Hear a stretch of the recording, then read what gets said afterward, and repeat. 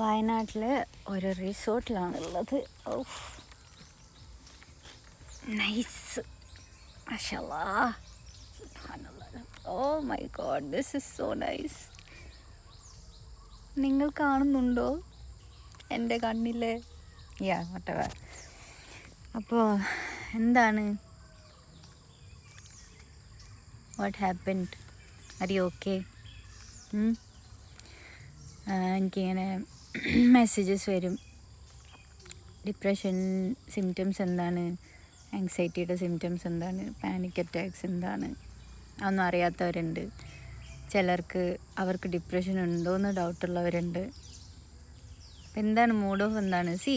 നമുക്ക് എപ്പോഴും ഹാപ്പി ആയിട്ടിരിക്കുന്നത് it's not good according to me.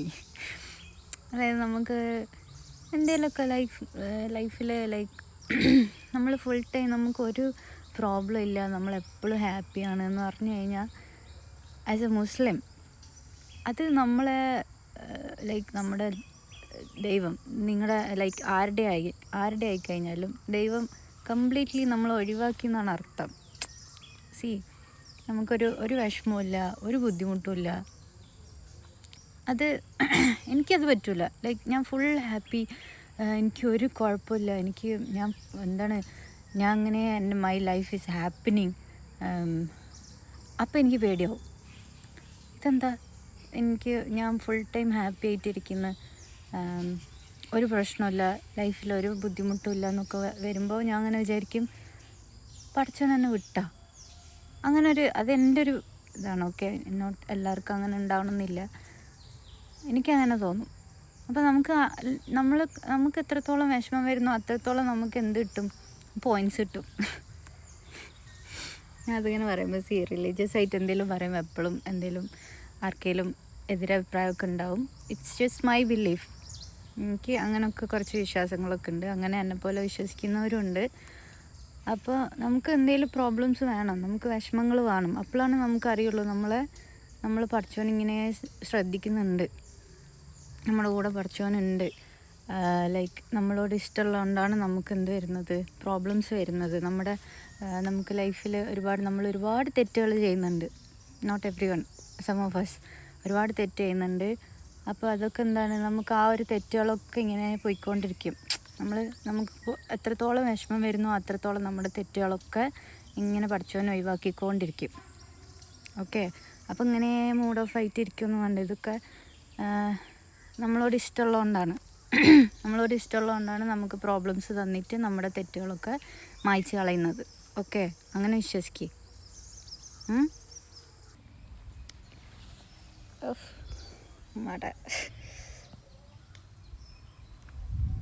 ഇനി പറയാൻ പോകുന്നത്, നിങ്ങൾക്ക് ഡിപ്രഷൻ ഉണ്ടോ എന്ന് എങ്ങനെ മനസ്സിലാവും?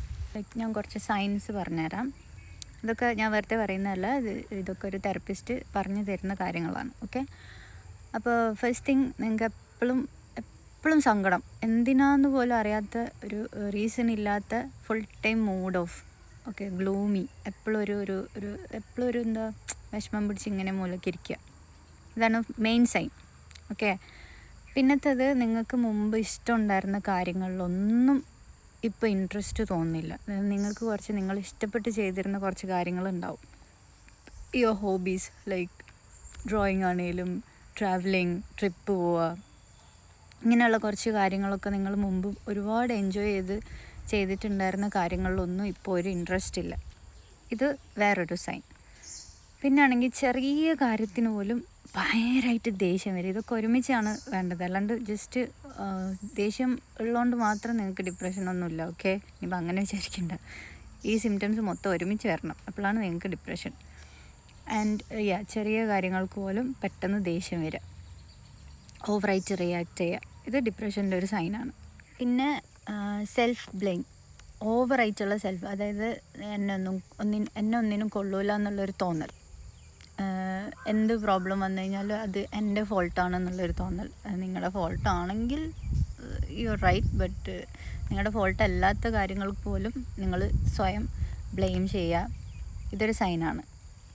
എന്നെ ഒന്നിനും കൊള്ളൂല എന്നുള്ള. പിന്നെ ഒരു ഹോപ്പില്ല, ഒന്നിലും ഒരു കോൺഫിഡൻസ് ഇല്ല, നിങ്ങൾ എന്ത് ചെയ്യുമ്പോൾ അതൊന്നും നടക്കില്ല.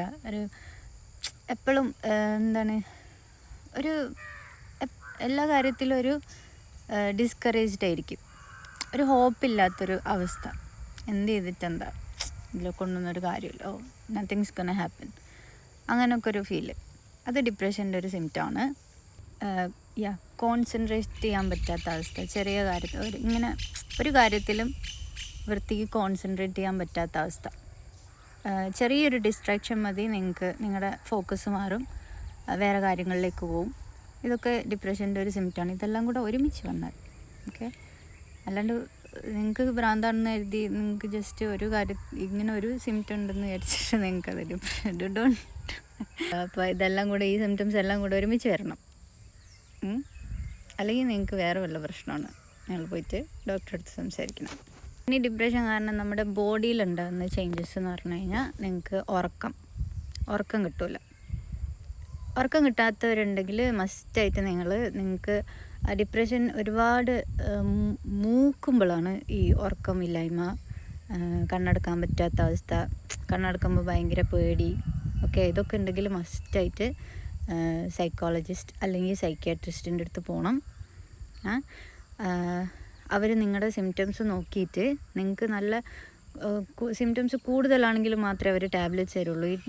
ഈ ഡിപ്രഷൻ്റെ ടാബ്ലറ്റ്സ് കഴിച്ച് കഴിഞ്ഞാൽ അങ്ങനെ പറ്റും, ഇങ്ങനെ സംഭവിക്കും, അഡിക്ഷൻ വരും, ഇതൊന്നും അവർ നിങ്ങൾക്ക് മോശമായിട്ട് നിങ്ങൾക്കൊരു മെഡിസിനും തരില്ല. അതുകൊണ്ടാണ് ഞാൻ ട്രസ്റ്റഡ് ആയിട്ടുള്ള നല്ല എക്സ്പീരിയൻസ്ഡ് ആയിട്ടുള്ള ഡോക്ടേഴ്സിൻ്റെ അടുത്ത് പോകണം. അവിടെയും ഇവിടെയും കേട്ടറിവുള്ള ജസ്റ്റ് ചെറിയ ക്ലിനിക്സ്, അതൊന്നും എനിക്ക് അത്ര വിശ്വാസം വരും. നല്ല ട്രസ്റ്റഡ് ആണ്, നല്ല എക്സ്പീരിയൻസ്ഡ് ആയിട്ടുള്ള ഡോക്ടേഴ്സിനെ നിങ്ങൾക്ക് ഗൂഗിൾ ചെയ്താൽ കിട്ടും. അവരുടെ അടുത്ത് മാത്രം പോവുക. അപ്പോൾ അവർ നിങ്ങൾക്ക് അങ്ങനെ മെഡിസിൻ, അതായത് നിങ്ങൾക്ക് ആവശ്യമുണ്ടെങ്കിൽ, നിങ്ങളുടെ സിറ്റുവേഷൻ അത്ര മോശമാണെങ്കിൽ മാത്രമേ നിങ്ങൾക്ക് ടാബ്ലറ്റ്സ് തരുള്ളൂ. ഓക്കെ. അപ്പോൾ അവർ ചെയ്യാമെന്ന് വെച്ച് കഴിഞ്ഞാൽ നിങ്ങൾക്ക് ആദ്യം ഒരു ടാബ്ലറ്റ് തരും. എന്നിട്ട് ആ ടാബ്ലറ്റിൻ്റെ ഡോസ് കുറച്ച് കൊണ്ടുവന്നിട്ട് ആ ടാബ്ലറ്റ്സ് നിങ്ങൾ കഴിക്കുന്നത് തന്നെ സ്റ്റോപ്പ് ചെയ്യുക. അതാണ് അവരുടെ മെയിൻ ഇത്. അങ്ങനെയാണ് എൻ്റെ അടുത്തൊക്കെ ചെയ്തിട്ടുള്ളത്. അങ്ങനെയാണ് ഡോക്ടേഴ്സ് ചെയ്യുക, എല്ലാ ഡോക്ടേഴ്സും അങ്ങനെയാണ് ചെയ്യുക. നിങ്ങൾക്ക് ടാബ്ലറ്റ്സിൻ്റെ ഡോസ് കുറച്ച് കൊണ്ടുവന്നിട്ട് നിങ്ങളെ ടാബ്ലറ്റ്സ് കഴിക്കുന്നതിൽ നിന്നും അവർ ഒഴിവാക്കും. അങ്ങനെയാണ് ചെയ്യുക. നെക്സ്റ്റ് സിംറ്റം, നിങ്ങൾക്ക് എപ്പോഴും ക്ഷീണം, ഓൾവേസ് ഭയങ്കര ക്ഷീണം. ആൻഡ് നിങ്ങൾ എല്ലാ കാര്യവും നിങ്ങളുടെ മൂവ്മെൻറ്റ്സൊക്കെ സ്ലോ ആവും.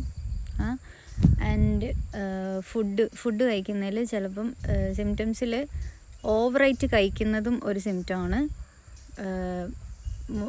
നിങ്ങളുടെ യൂഷ്വലി നിങ്ങൾ കഴിക്കുന്നതിൽ നിന്നും ഓവറായിട്ട് കഴിച്ചുകൊണ്ടിരിക്കുക, അല്ലെങ്കിൽ യൂഷ്വലി നിങ്ങൾ കഴിക്കുന്നതിൽ നിന്നും ഭക്ഷണം ഒട്ടും കഴിക്കാൻ പറ്റാണ്ടാവുക, ഇതും ഒരു സിംറ്റമാണ്. അപ്പോൾ നമ്മൾ എന്തൊക്കെ പറഞ്ഞാൽ നമ്മളെ ആൻഡ് ബോഡിയിൽ അവിടെ ഇവിടെ ഒക്കെ ആയിട്ടുള്ള പെയിൻ, അത് എന്തുകൊണ്ടാണെന്ന് മനസ്സിലാവാത്ത പെയിൻ, അവിടെ കൈ, മുട്ട്, കാല്, അങ്ങനെയൊക്കെ ഒരു പെയിൻ വരിക, ഇതും ഒരു സിംറ്റം. ഇതൊക്കെ ഫിസിക്കൽ സിംറ്റംസാണ്. ഉറക്കമില്ലായ്മ, ഫുഡ് ഓവറായിട്ട് കഴിക്കുക, അല്ലെങ്കിൽ ഫുഡ് ഒട്ടും കഴിക്കാണ്ടിരിക്കുക, എപ്പോഴും ക്ഷീണം. ഓക്കെ.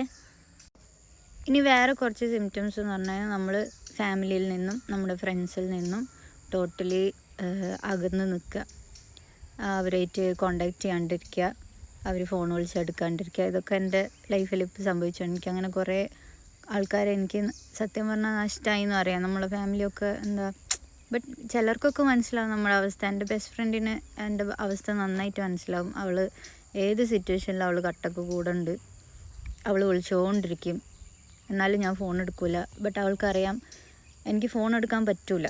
നമുക്കത് വിളിക്കുന്ന ആളടുത്ത് ഇൻട്രസ്റ്റ് ഇല്ലാഞ്ഞിട്ടോ അങ്ങനെയൊന്നല്ല, അതെന്താണ് നമുക്ക് പറ്റൂല. അല്ല, ഡിപ്രഷൻ ഉള്ള ഒരാൾക്ക് അത് ഒരാളോട് കോളെടുത്ത് സംസാരിക്കുക എന്നൊക്കെ പറയുന്നത് ലിറ്ററലി മലമറിക്കുന്ന പണിയാണ്. ഈ രാവിലെ എണീറ്റ് ബ്രഷ് ചെയ്യുന്നത് പോലും ഭയങ്കര ബുദ്ധിമുട്ട്. പിന്നുള്ളത് നമ്മുടെ വർക്ക്സ് ഒന്നും ചെയ്യാൻ പറ്റാത്ത അവസ്ഥ. സ്കൂളിൽ പഠിക്കുന്ന കുട്ടികൾക്കാണെങ്കിൽ ഹോംവർക്ക് ഒന്നും ചെയ്യാൻ പറ്റാത്ത അവസ്ഥ. ജോബുള്ള ആൾക്കാണെങ്കിൽ ആ ഒരു മൊത്തത്തിൽ റെസ്പോൺസിബിലിറ്റീസ്, ഇപ്പോൾ ഹൗസ് വൈഫായിട്ടിരിക്കുന്ന ആൾക്കാണെങ്കിൽ വീട്ടിൽ ജോലി ചെയ്യാൻ പറ്റാത്ത അവസ്ഥ. അത് ചിലർ പറയും മടിയാണെന്ന്, ബട്ട് ഇത് ഞാൻ മുമ്പും പറഞ്ഞിട്ടുണ്ട്, മടിയുള്ള ആൾക്ക് കുറ്റബോധം ഉണ്ടാവില്ല എന്തെങ്കിലും ചെയ്യാണ്ടിരുന്നു കഴിഞ്ഞാൽ. ബട്ട് ഡിപ്രഷൻ കാരണം ചെയ്യാൻ പറ്റാത്തതാണെങ്കിൽ അവർക്ക് എപ്പോഴും ഗിൽട്ടായിരിക്കും, എനിക്കത് ചെയ്യാൻ പറ്റിയില്ല, ഞാനെന്താ ഇതൊന്നും ചെയ്യാണ്ട് ഇങ്ങനെ ഇരിക്കുന്ന എന്താണെന്ന് നമ്മൾ സ്വയം ഇങ്ങനെ ചോദിച്ചുകൊണ്ടിരിക്കുക. അത് ഡിപ്രഷൻ്റെ കാരണമാണ്. ആൻഡ് മെയിൻ ഭയങ്കര ഡേഞ്ചറായിട്ടുള്ള പ്രോബ്ലമാണ് ഡിപ്രഷൻ്റെ സൂയിസൈഡൽ തോട്ട്സ്. അതായത് മരിക്കണം, ജീവിച്ചിരുന്നിട്ട് കാര്യമില്ല, ഇങ്ങനെ തോട്ട്സ് വരികയാണെങ്കിൽ മസ്റ്റായിട്ട് നിങ്ങൾ ഡോക്ടറെ അടുത്ത് പോകണം. അതൊരു സിംറ്റമാണ്. നിങ്ങൾക്ക് ലൈക്ക് നിങ്ങളുടെ സ്വഭാവം കൊണ്ടോ നിങ്ങളുടെ അങ്ങനെയുള്ള പ്രശ്നങ്ങളൊന്നുമല്ല, നിങ്ങളുടെ ബ്രെയിന് ചെറിയൊരു അസുഖമാണ്. കുറച്ച് ബ്രെയിനിൽ കുറച്ച് കെമിക്കൽ റിയാക്ഷൻസ് കാരണമുള്ള കുറച്ച് പ്രോബ്ലംസാണ്. അങ്ങനെ സൂയിസൈഡ് ചെയ്യണം എന്നൊക്കെ തോട്ട്സ് വരികയാണെങ്കിൽ മസ്റ്റായിട്ട്, ഉറക്കമില്ലായ്മ, സൂയിസൈഡൽ തോട്ട്സൊക്കെ ആണെങ്കിൽ ഡോക്ടറെ അടുത്ത് മസ്റ്റായിട്ട് പോകണം. ഓക്കെ. ഒരു ഇങ്ങനെ എപ്പോഴും എന്തെങ്കിലും കൈയൊക്കെ മൂവ് ചെയ്തുകൊണ്ടിരിക്കുക, കാലാട്ടിക്കൊണ്ടിരിക്കുക, ഇതൊക്കെ ഡിപ്രഷൻ്റെ സൈൻസാണ്. അത് ആസ് ഐ സെഡ് ബിഫോർ എല്ലാം കൂടി ഒരുമിച്ച് വരികയാണ്. അല്ലെങ്കിൽ വെറുതെ കാലാട്ടിക്കൊണ്ടിരിക്കുന്ന ഒരാൾക്ക് ഡിപ്രഷൻ ആണെന്നല്ല.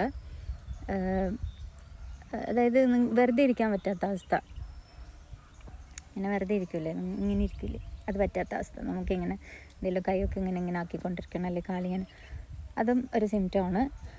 പിന്നെ ചിലർ ഡിപ്രഷൻ ഓവറായി കഴിഞ്ഞാൽ അവർക്ക് ഈ ഫീലിങ്സ് ഒന്നും വേണ്ട, ഈ സാഡായിട്ടിരിക്കുന്നൊന്നും താല്പര്യമില്ലാത്ത ആൾ അവർ സബ്സ്റ്റൻസ് യൂസ് ചെയ്യാൻ തുടങ്ങും. Drugs, alcohol. വിഷമം മറക്കാൻ വേണ്ടി അതൊന്നും ചെയ്യരുത്, അഡിക്റ്റഡായി പോകരുത്, ശ്രദ്ധിക്കുക. നിങ്ങൾക്ക് ആരും ഇല്ലെങ്കിലും നിങ്ങൾക്ക് ഞാനുണ്ട്. എൻ്റെ അടുത്ത് സംസാരിക്കാൻ ആഗ്രഹമുള്ളവർക്ക് എനിക്ക് മെസ്സേജ് അയച്ചോ. ഞാൻ കുറേ മെസ്സേജസ് വരുന്നുണ്ട്, ഞാൻ എല്ലാം കാണൂല. ബട്ട് കാണുന്നതിന് അത്രയും ഞാൻ മാക്സിമം റിപ്ലൈ ചെയ്യാൻ ട്രൈ ചെയ്യും. എനിക്ക് ഭയങ്കര ബുദ്ധിമുട്ടുള്ള കാര്യമാണ് ഈ റിപ്ലൈ കൊടുക്കൽ. ബട്ട് സ്റ്റിൽ കുറേ ആൾക്കാർക്ക് ഞാൻ റിപ്ലൈ കൊടുക്കുന്നുണ്ട്. അത് അത്രയും നിങ്ങളോടുള്ള ആ ഒരു ഇത് കൊണ്ടാണ്. നമുക്കൊന്നും ഈ ഭയങ്കര ഈ ഡിപ്രഷൻ അല്ലെങ്കിൽ ഈ ഒരു സിറ്റുവേഷനിൽ നമുക്കൊരാളോട് സംസാരിക്കാൻ പറ്റാത്ത അവസ്ഥ, അതാണ് ഏറ്റവും ഭയങ്കര ബുദ്ധിമുട്ടാണത്. അതെനിക്കറിയാം. എനിക്ക് സംസാരിക്കാൻ ആളൊക്കെ ഉണ്ട്, but I don't like talking about it. എനിക്കിങ്ങനെ പോയിരുന്ന് എനിക്ക് ശരിയാവുന്നില്ല ഇങ്ങനെയൊക്കെ പറയാൻ അതും ഒരു സിംറ്റം ആയിരിക്കും. എനിക്കിഷ്ടമല്ല, വിഷമം പറയുന്നത് ഇഷ്ടമല്ല. അപ്പം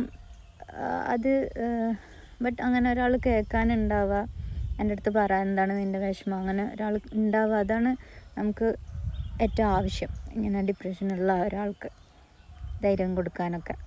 അതുകൊണ്ട് നിങ്ങൾക്ക് എത്ര ധൈര്യം വേണേലും ഞാൻ തരും. എനിക്ക് തണുത്തിട്ട് എൻ്റെ വോയിസൊക്കെ ഷെയർ ആവുന്നുണ്ട്, but I will give you ധൈര്യം. Okay, don't worry. കണ്ണൊന്നും തുറക്കാൻ പറ്റുന്നില്ല, തണുക്കുന്നത്. Don't worry, I am with you. നിങ്ങൾ എൻ്റെ മെസ്സേജ് ഞാൻ കണ്ടില്ലെങ്കിൽ നിങ്ങൾ ഒന്നുകൂടി ട്രൈ ചെയ്യുക. അപ്പോൾ ഞാൻ മെസ്സേജ് കണ്ടാൽ ഞാൻ എന്തായാലും ഷുവറായിട്ട് ഞാൻ റിപ്ലൈ ചെയ്യും. ഓക്കെ, അങ്ങനെ വിഷമിച്ചിരിക്കണ്ട. മാക്സിമം സൈക്കോളജിസ്റ്റിൻ്റെ അടുത്ത് എന്തായാലും പോകണം. ഉറക്കമില്ലായ്മൊക്കെ ഉണ്ടെങ്കിൽ എന്തായാലും പോകണം. സൂയിസൈഡൽ തോട്ട്സ് ഉണ്ടെങ്കിൽ സൈക്യാട്രിസ്റ്റിൻ്റെ അടുത്ത് പോയിക്കോ. ഓക്കെ, കുറച്ച് സിംറ്റംസ് ഓവറാണ് അല്ലെങ്കിൽ അവർ പറയും. അവിടെ ചെന്ന് കഴിഞ്ഞാൽ അവർ പറയും ജസ്റ്റ് തെറപ്പിക്ക് പോയാൽ മതി എന്നൊക്കെ അവർ പറഞ്ഞു തരും. ഓക്കെ.